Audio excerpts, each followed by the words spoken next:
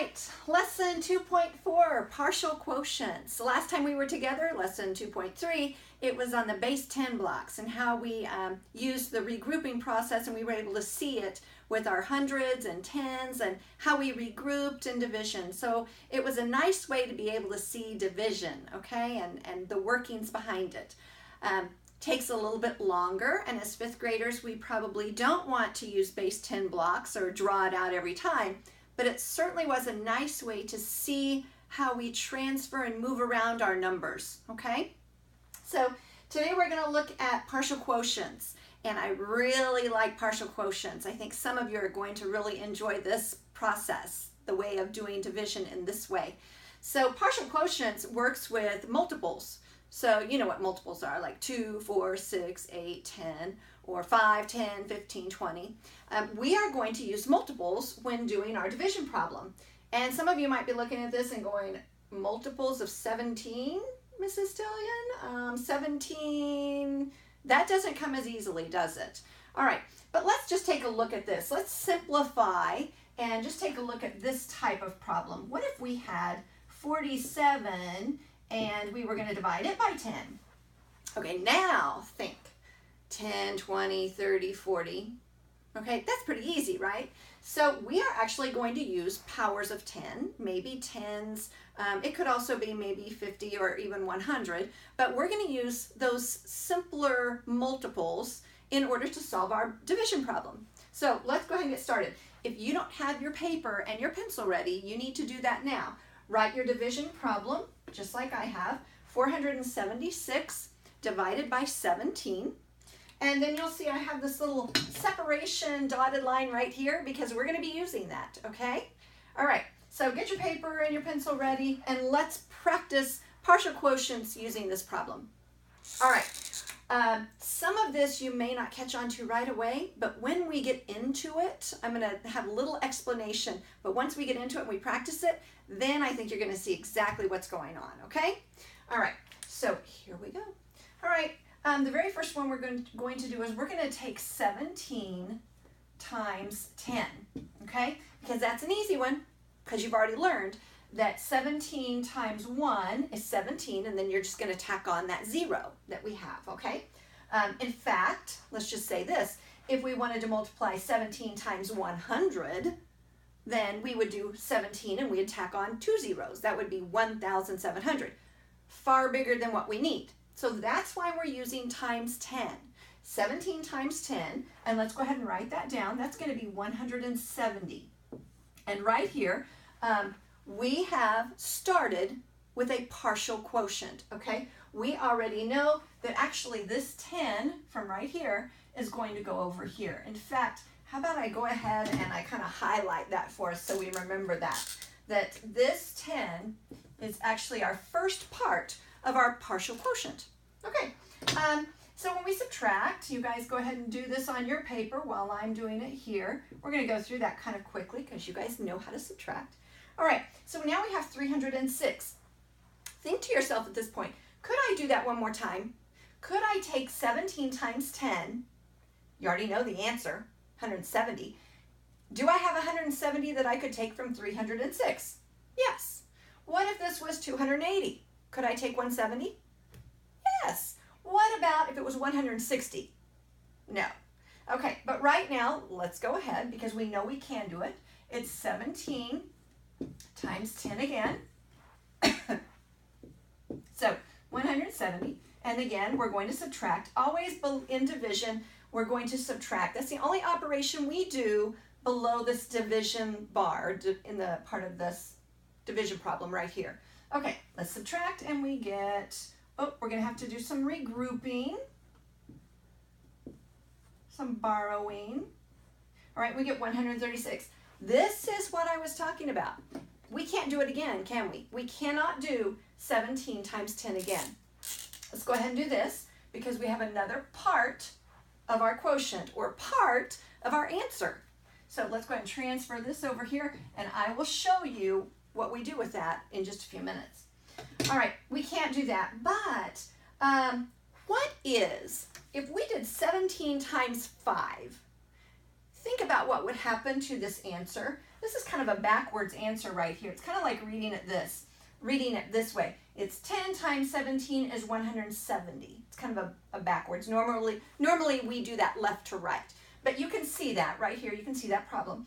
What if we tried 17 times 5?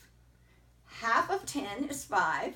That means half of 170 would be our answer. Okay? So let's go ahead and do that. On your paper, go ahead and put 17 times 5, because the reason why I chose 5 is because I'm fairly certain that that's going to put me under 136. I'm going to be able to subtract that amount. So I don't know what it is. I don't know 17 times 5. So over here on my paper, by the way, I'm not trying to do this in my head because you all know that we kind of have problems when we do that. So on my scratch paper over here to the side, I'm going to do this. 17 times 5, and that is 35. So I'm going to put my plus 3. 5 times 1 is 5. 6, 7, 8. I get 85. Okay, so 85 is what I put here. Remember, I told you this is kind of a backwards problem here, but it works. All right, so now we have 136 subtract 85. Let's go ahead with that. 1 and 13 minus 8. 5, that's right. Okay, now can I do, think about this now, can I do this one more time? Can I do 17 times 5, which would equal 85? Can I do that again right here? No, I can't. I can't. Okay, so you know what?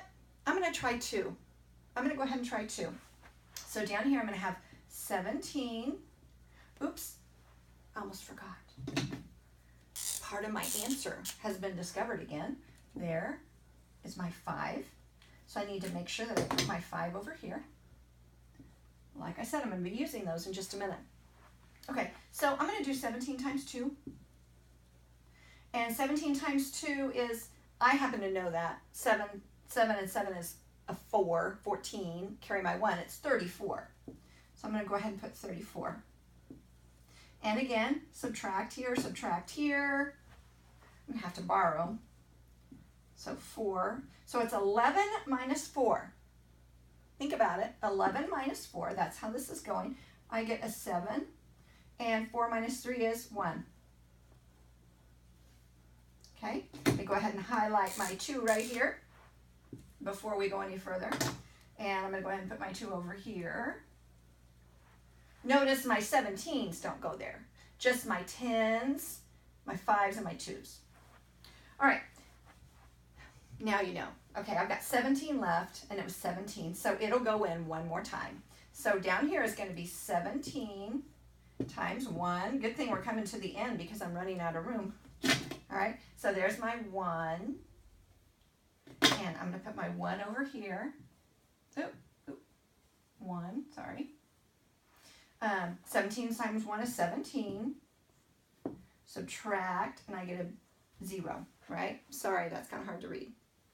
Okay, so basically, I don't have anything left after I'm done here. 17 minus 1, I have nothing left. My partial quotients are over here. 10, 10, 5, 2, 1. Guess what we do? It's so easy. We add those up. We add these up, and whatever we get is our quotient, is our answer that goes up here. So let's do that. 10 and 10 is 20, 25, 26, 27, 28. So this answer is 28. Oh my goodness, running out of room. Okay, who can tell me? How would I check this problem? Remember, you can check a division problem so that you know, without a doubt, that you're going to get this problem right. You're going to get a 100%.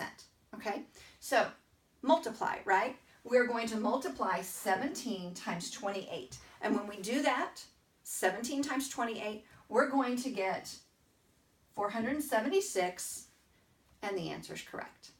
Okay? This is what partial quotients look like, right? Now you can see that neatness is important here, very important. You need to have your numbers, your problem nicely written vertically. You need to keep things lined up, and you need to make sure that as you come to the end, you need to transfer these numbers over here neatly. You need to keep them lined up. And remember, you can kind of disregard that 17 that's the same, your divisor. You're not going to be using that, okay? All right, let's go ahead and try another problem, okay? All right, let's go ahead and get rid of this. And I really hope that you're doing this with me. Practice will help you. Practice will help you to understand this so that when we're working these in class, you will be ahead of the game. You will know what's going on, and this will be easy for you. This may not, in the end, when we're all done, this may not be your preferred method of division, but it's important that you know how to do it, okay? So let's go ahead and do another problem here. Drop my marker. So let's get back up here. We're going to do 2,740 divided by, we're going to do 83. 83. So this is a pretty big number. I'm going to need somewhere to start here. I'm going to need something to help me out. Remember before I kind of wrote a little problem down here, so I'm going to kind of think the same way.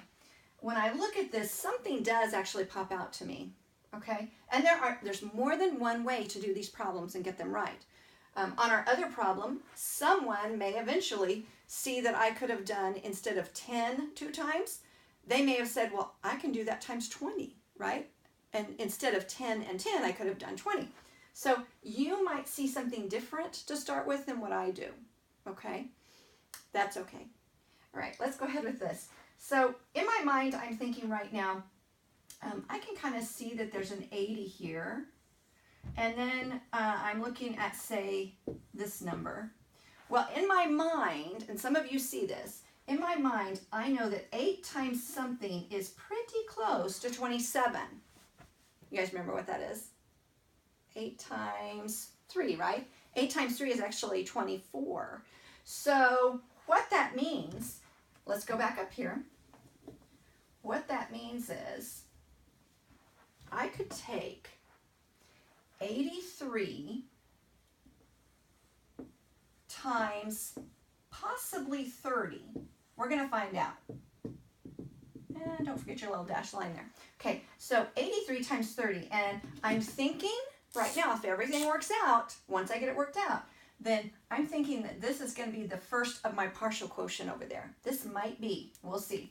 All right, so 83 times 3, basically, right? Because then I can tack on that 0. So let's do that over here. 83 times 3. Remember, it's the same problem. It's just that when we're done, we're going to tack on a 0. So 3 times 3 is 9. 3 times 8 is 24. All right, so it would be 2,490. Tack on that 0. Tack on that 0. Okay? That's a lot easier problem, isn't it? Than what we were kind of working toward there. That's going to be a lot easier. All right, so let's go ahead and subtract, because that's our next step. All right, so subtract. You better have your paper and pencil out doing this with me. Okay? This is the last problem that we're going to be doing here together, and then I want you to do some practice ones. Okay, here we go. 0, take away 0. All right. I've got to borrow. So cross off my 7. That'll be a 6. And now I've got 14. 14 minus 9 is 5. 6 minus 4 is 2. And 2 minus 2, 0. Okay. Wow. Wow.